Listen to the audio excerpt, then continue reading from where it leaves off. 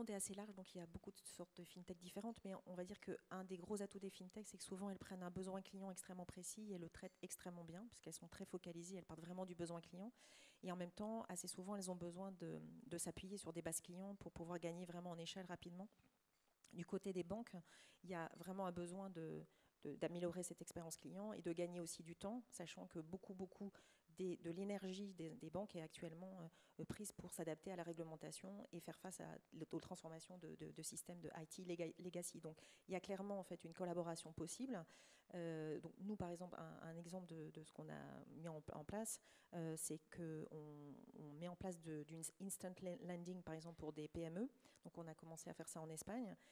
Donc on intègre apparemment dans un parcours client qui est vraiment conçu par ING, à un moment l'utilisation d'un algorithme qui va aller chercher en agrégation tous les comptes bancaires de la PME, qui va avoir une solution de scoring en temps réel et qui va nous permettre après de pouvoir attribuer un prêt instantané en fait au client. Donc on utilise en fait l'expérience de cette société qui a bâti cet algorithme aux États-Unis, donc il y a plusieurs années d'ancienneté, et on la combine avec notre capacité de pouvoir concevoir un parcours client end-to-end qui est performant. Donc je pense que c'est ce type d'initiative qui est tout à fait intéressante. Après, il y a des fintech aussi qui jouent contre les banques et qui veulent aller prendre la relation client et que le meilleur gagne.